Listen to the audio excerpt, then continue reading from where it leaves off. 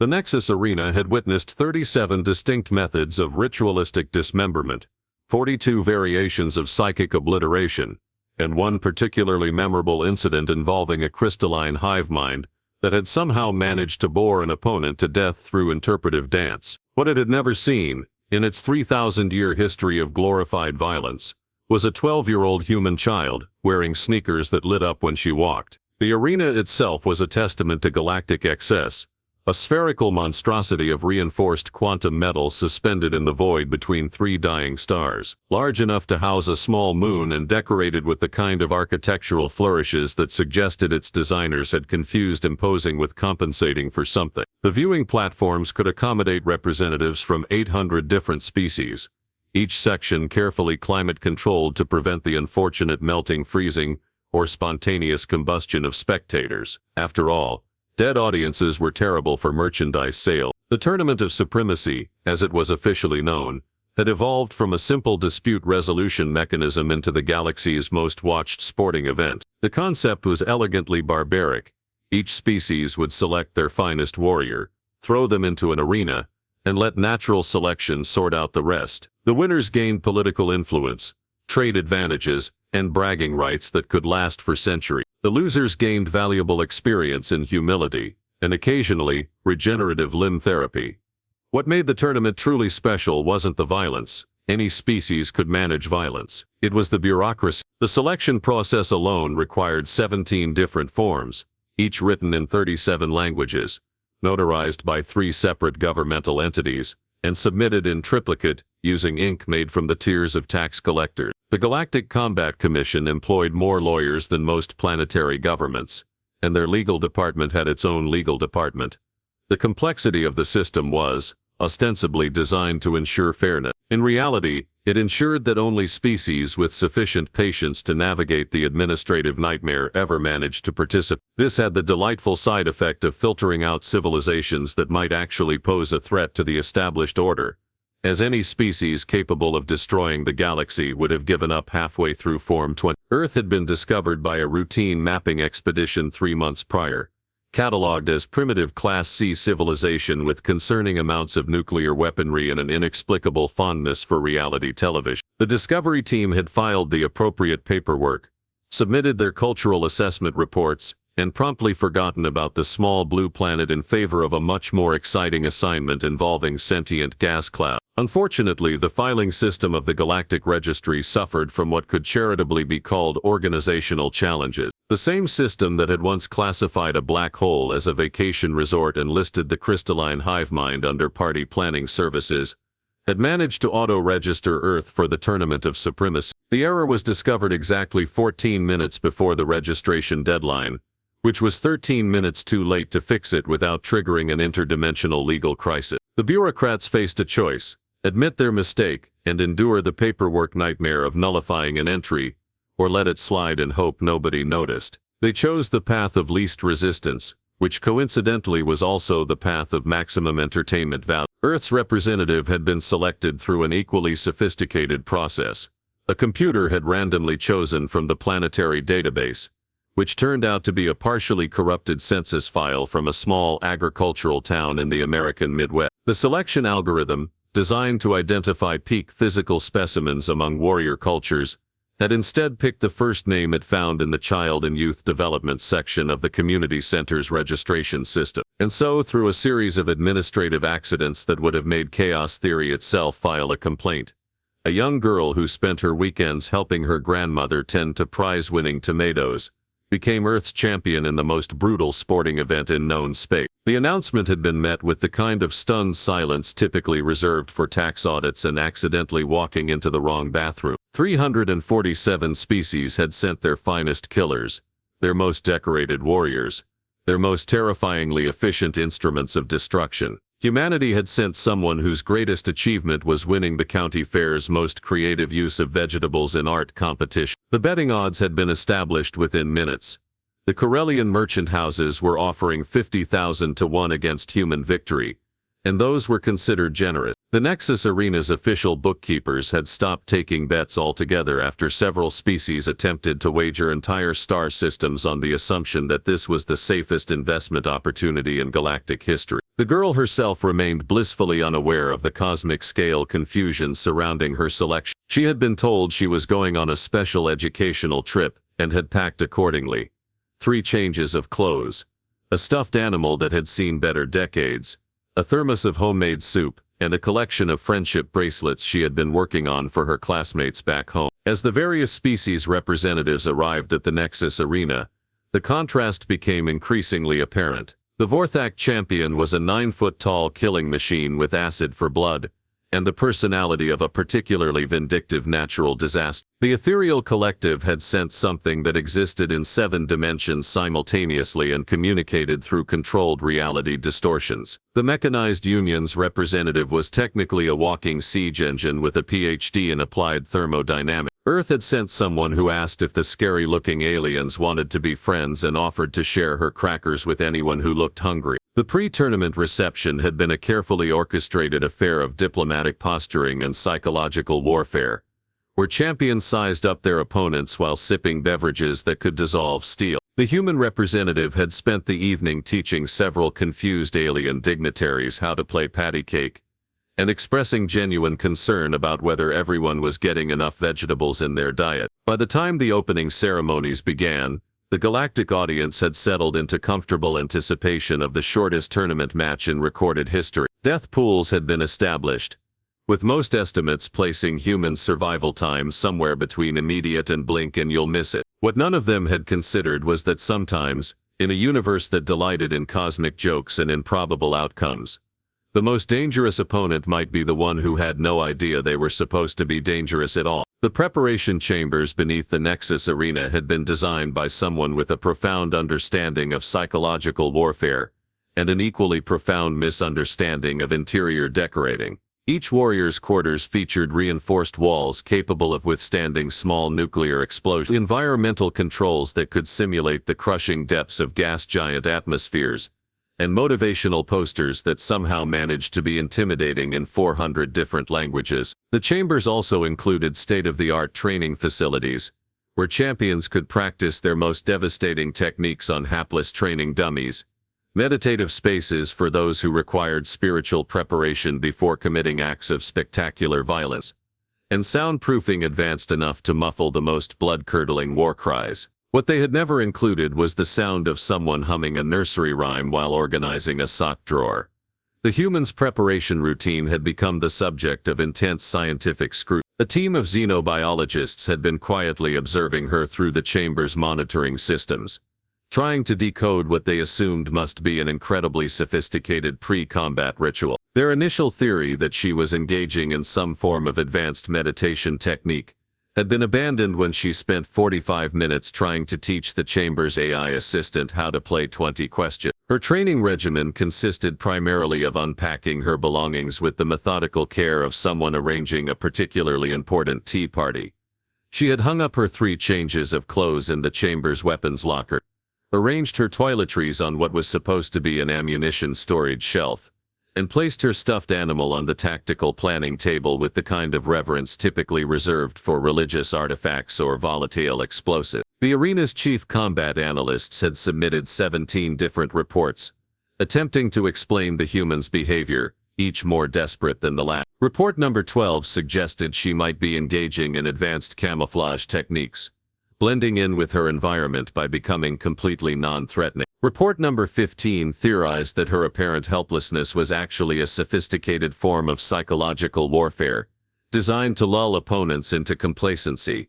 Report number 17 simply read, "I quit," in 12 different languages. Meanwhile, in the adjacent chambers, the galaxy's most fearsome warriors were engaging in preparation rituals that had been refined over millennia of glorified murder. The Vorthak champion was practicing a technique called the Spiral of Eternal Agony, which involved dislocating their own joints in specific patterns to achieve maximum flexibility for dismemberment. The sound effects alone had caused 3 different species to file noise complaints. The ethereal collective's representative was simultaneously existing in several probability states, while contemplating the most elegant mathematical equations for opponent dissolution. Their preparation chamber had been modified to include a small pocket dimension where they could practice reality manipulation without accidentally erasing nearby star systems. The maintenance staff had stopped trying to clean their room after the third janitor had been briefly transformed into a sentient geometric theorem. The Mechanized Union's champion was conducting diagnostic tests on their integrated weapon systems,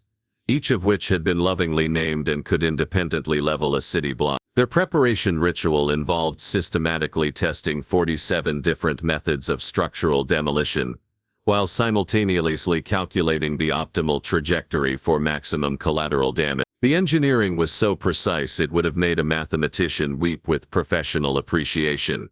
And then there was the human who had spent the afternoon making friendship bracelets. She had discovered a cache of high-tensile fiber optic cables in what she assumed was a craft supplies cabinet, but was actually the chamber's emergency communication system. With the kind of innocent determination that topples governments and reshapes galaxies, she had begun weaving them into colorful patterns, creating what she cheerfully referred to as special presents for her new friend. The fiber optic cables happened to be quantum entangled with the arena's main communication network, which meant that her bracelet making was inadvertently creating localized disruptions in the facility's information system. The arena's IT department was reporting fluctuations in their data streams that coincidentally resembled the pattern of advanced encryption algorithms, leading to speculation that Earth had developed some form of technological warfare, disguised as children's craft. Her weapon selection process had been equally baffling. The arena provided each champion with access to their species' traditional armaments, along with a comprehensive catalog of approved combat implements from across the galaxy. The Vorthak had selected acid-tipped claws and armor made from the shells of extinct predators. The Ethereals had requested nothing, as they considered physical weapons to be quaint limitations for lesser beings. The Mechanized Union had simply submitted a requisition form that crashed the arena's computer system due to excessive ammunition requirements.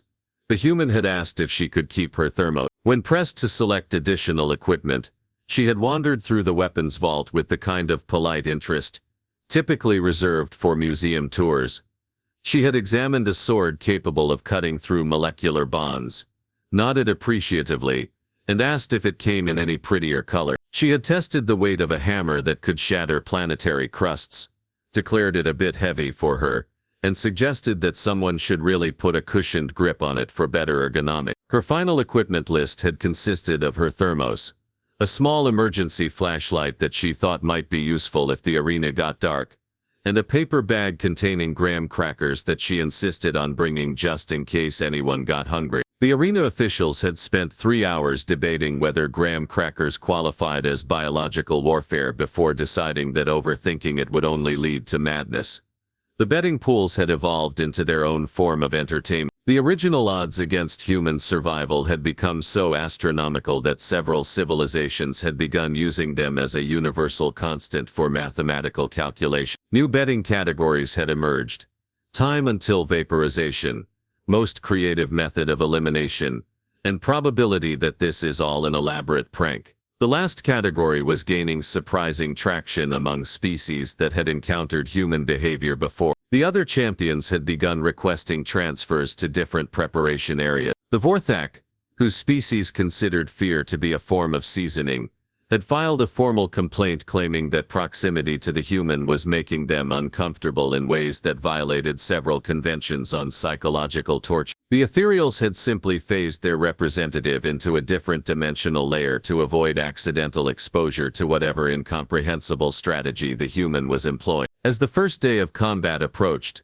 the arena's executive committee held an emergency meeting to discuss what they were now referring to as the human situation. The meeting minutes, later leaked to the Galactic press, contained phrases like unprecedented tactical confusion, possible violation of known physics, and someone check if laughter can be weaponized. The committee had seriously considered disqualifying Earth's representative on the grounds that her presence was creating an unstable psychological environment for the other competitors. However, the legal department pointed out that there was no precedent for disqualifying a champion for being too confusing, and creating such a precedent might open them to lawsuits from several philosophical schools of combat that relied entirely on existential bewilderment. By the evening before the tournament began, the arena had transformed into a study in contrast. In one wing, the galaxy's most dangerous beings were making final preparations for cosmic-scale violence, sharpening claws that could rend space-time and calibrating weapons that could sterilize worlds. In another wing,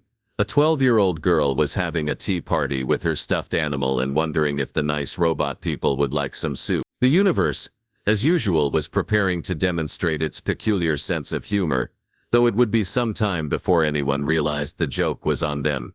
The opening ceremony had been a masterpiece of intimidation choreography featuring pyrotechnics that could be seen from 3-star systems away, musical performances that somehow managed to sound threatening in frequencies most species couldn't hear, and a light show that had accidentally triggered several minor epileptic episodes among photosensitive audience members. The arena's designers had clearly subscribed to the philosophy that if something was worth doing, it was worth doing with enough explosive effects to briefly outshine a small sun. Each champion's entrance had been carefully orchestrated to maximize psychological impact. The Vorthak representative had emerged from a pit of ceremonial acid, while their war anthem played at volumes that could shatter reinforced glass. The ethereal collective's fighter had simply materialized in the center of the arena, accompanied by the sound of reality gently weeping. The mechanized Union's champion had descended from orbit like a metallic meteor, leaving a crater that the maintenance crew was still trying to figure out how to repair. The human had walked out through the main entrance, waved at the crowd and asked the arena announcer if she could borrow the microphone to say hello to her grandmother who was watching on television back home. The first match of the Tournament of Supremacy traditionally pitted the defending champion against the newest entry, a practice designed to establish dominance early and eliminate weak competitors before they could embarrass themselves too thoroughly. This year's defending champion was a being from the Draconic Confederacy whose species had literally evolved from living weapons. Their combat record included victories over opponents whose names had been classified as mimetic hazards, and their pre-match warm-up routine involved juggling small suns. The human's pre-match routine involved checking to make sure her shoelaces were tied, and asking if anyone needed a tissue. The match began with all the ceremony and gravitas befitting a cosmic-scale sporting event. The arena's defensive shields activated with a hum that resonated through 17 dimensions.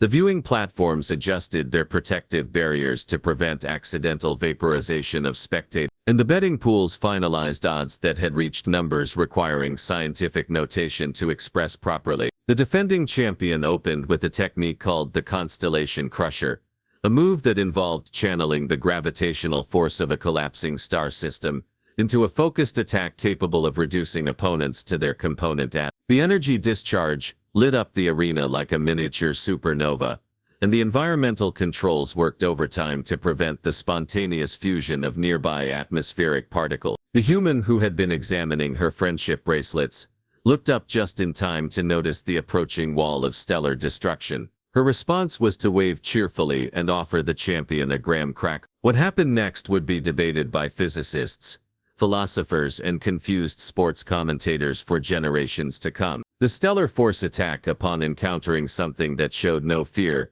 registered no hostility, and apparently failed to understand that it was supposed to be threatening, simply stopped. The energy dissipated harmlessly, as if the universe itself had become embarrassed by the mismatch, and decided to pretend the whole thing hadn't happened. The defending champion stared in bewilderment at their opponent, who was now walking toward them with the kind of determined friendliness typically associated with social workers and missionaries. They attempted their backup technique, the Void Ripper, which had once torn a hole in space-time large enough to drive a battleship through. The human complimented them on the pretty lights, and asked if they were feeling okay because they looked a little stressed. The match ended when the defending champion faced with an opponent who kept trying to give them snacks and asking about their personal life with genuine concern, simply sat down in the middle of the arena and began questioning their life choices. They were declared forfeit after 17 minutes of what the official record diplomatically described as an existential crisis brought on by excessive niceness. The arena fell into the kind of silence typically reserved for moments when fundamental laws of physics decide to take unscheduled breaks. 800 different species,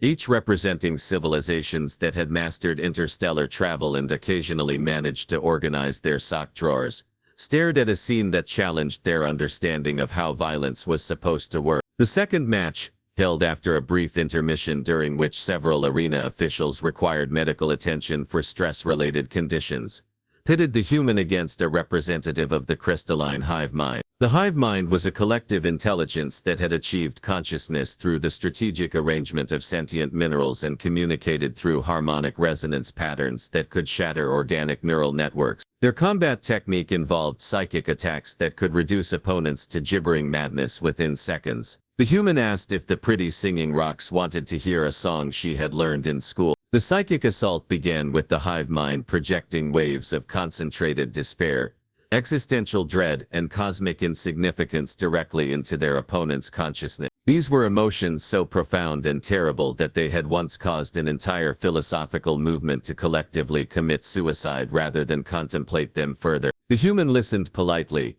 nodded sympathetically, and began singing, "You Are My Sunshine," with the kind of off-key enthusiasm that only children can achieve. The collision between cosmic despair and aggressively cheerful optimism created what could only be described as a philosophical paradox with acoustic property. The hive mind's crystalline structure began resonating in harmony with the song, their collective consciousness gradually abandoning thoughts of conquest in favor of contemplating whether they really were, in fact, someone's sunshine. The match ended with several thousand sentient crystals humming along to a children's song, while their representative stood in the arena, swaying gently and looking remarkably peaceful for a being composed of living minerals. Word of the humans' unprecedented victories began spreading through the arena's complex network of information brokers, illegal betting syndicates, and confused sports journalists. Species that had never shown interest in the tournament suddenly demanded live feeds. The Galactic News Network's coverage ratings reached numbers that broke their measurement systems,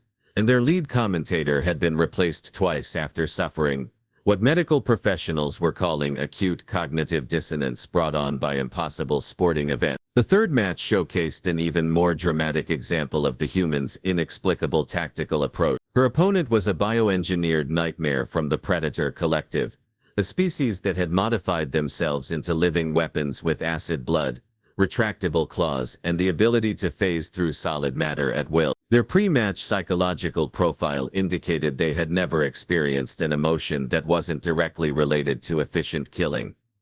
The humans spent the first 5 minutes of the match trying to braid their opponent's hair. The Predator Collective representative had been bred for violence, trained in dozens of lethal disciplines, and psychologically conditioned to view all other life forms as obstacles to be eliminated. What they had not been prepared for was someone who kept complimenting their interesting textures and asking if they wanted help organizing their claws by color. The match deteriorated rapidly from a showcase of lethal precision into something that looked uncomfortably like an impromptu spa day. By the fourth match, other competitors had begun requesting strategy meetings to discuss what they were now calling the human problem. The meetings were held in secure chambers with multiple layers of psychic shielding, not to prevent espionage, but to prevent accidental exposure to whatever incomprehensible tactical philosophy the human was employing. Several champions had reported stress dreams involving tea parties and forced friendship, and the arena's psychological counseling services were experiencing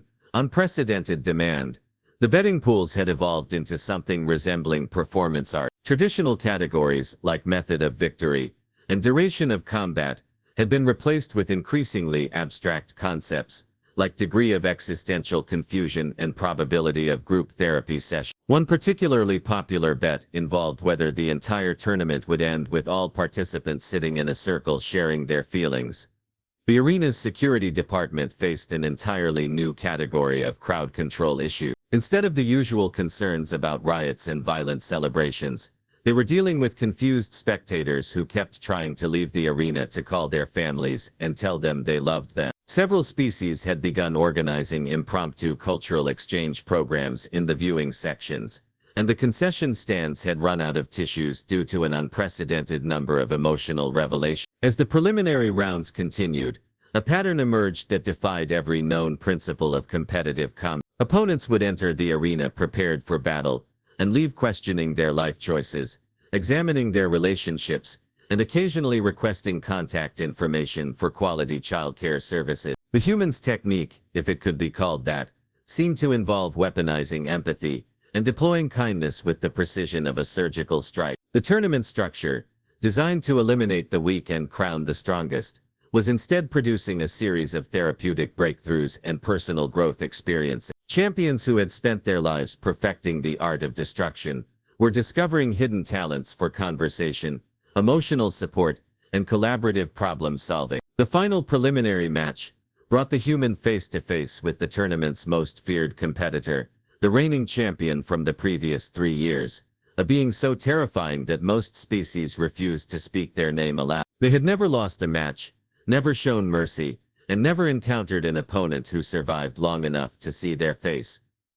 The human walked up to them, looked concerned, and asked if they needed a hug. The reigning champion had earned their title through a simple methodology: complete and absolute obliteration of everything that moved, breathed, or existed in their general vicinity. Their species had no word for mercy, because they had never needed to develop the concept. Their combat record read like a catalog of extinct civilizations, and their pre-match preparation ritual involved meditation on the mathematical beauty of entropy.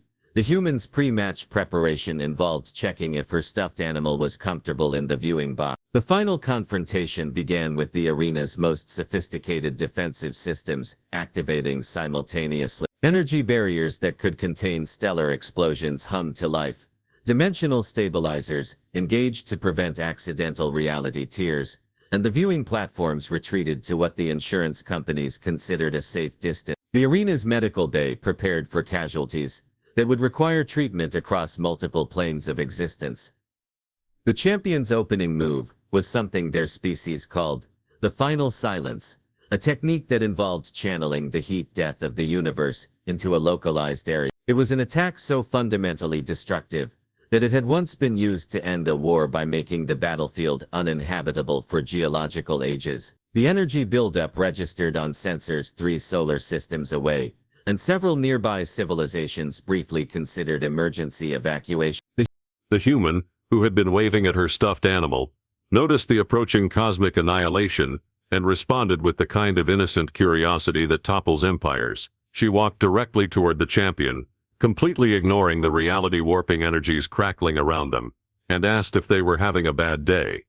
What followed was not so much a battle as a fundamental breakdown in the nature of conflict itself. The champion's attack, faced with an opponent who showed no fear, registered no threat, and seemed genuinely concerned about their emotional well-being, encountered what physicists would later describe as a conceptual null state. The universe, presented with the impossible task of reconciling ultimate destruction with ultimate compassion, chose the path of least resistance and simply made both concepts temporarily irrelevant. The champion found themselves in the unprecedented position of being hugged by someone who was supposed to be vaporized. The sensation was so alien to their experience that their neural pathways briefly reorganized themselves to process emotions they had never imagined existed. For the first time in their existence, they experienced what lesser species might recognize as confusion, followed rapidly by what could only be described as an overwhelming desire to discuss their feelings. The match officially ended when the champion, a being capable of reducing solar systems to component particles, sat down in the middle of the arena and began crying. Not the tears of defeat or rage that the audience might have understood, but the tears of someone discovering that they had spent their entire existence being unnecessarily mean to people who probably just needed a friend. The arena fell silent except for the sound of the champion's emotional breakthrough and the human's gentle reassurances that everything would be okay, and that crying was perfectly normal when you were having big feeling. 800 different species watched in stunned bewilderment as the most feared warrior in galactic history was comforted by someone who had packed soup in a thermos just in case. The victory ceremony had to be hastily redesigned. Traditional tournaments ended with the presentation of trophies made from the defeated opponent's various body parts, victory parades featuring displays of conquered weaponry, and speeches about the superiority of the winning species. None of these seemed appropriate for a champion whose victory strategy appeared to involve therapeutic intervention and aggressive emotional support. The human was presented with a hastily constructed trophy that looked suspiciously like a crystallized friendship bracelet, which she accepted with the kind of genuine gratitude typically reserved for life-changing gifts. She used her victory speech to thank everyone for being such good sport, to suggest that maybe next year they could all have a nice picnic instead of fighting, and to invite anyone who was feeling sad to come talk to her, because her grandmother had taught her that everyone needed a friend sometime. The aftermath of the tournament created administrative chaos that would persist for decades. The Galactic Combat Commission was forced to add new categories to their official records,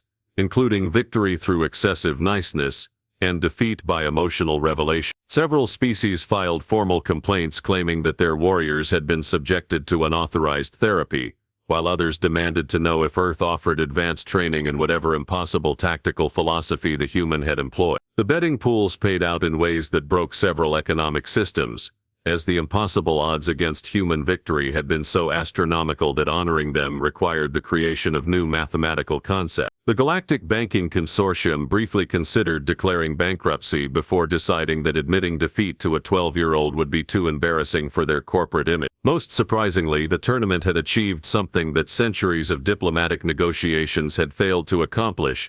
Several species that had been locked in territorial disputes for millennia suddenly found themselves sitting down to discuss their differences like reasonable beings. The arena's counseling services reported a 3,000% increase in requests for conflict resolution therapy, and the phrase "what would the human do" became a surprisingly popular approach to international relations. The universe, it seemed, had been waiting for someone who didn't understand that problems were supposed to be solved through violence, that differences were meant to create enemies, and that strength was measured in the ability to destroy rather than the willingness to care. In a galaxy that had perfected the art of sophisticated warfare, the most dangerous weapon turned out to be someone who believed that everyone deserved friendship and a good snack. The human returned to Earth with her trophy, her thermos, and a collection of friendship bracelets that had been enthusiastically accepted by some of the most feared warriors in known space. She would later tell her grandmother that she had made lots of new friends on her trip, that some of them had seemed really sad and just needed someone to listen,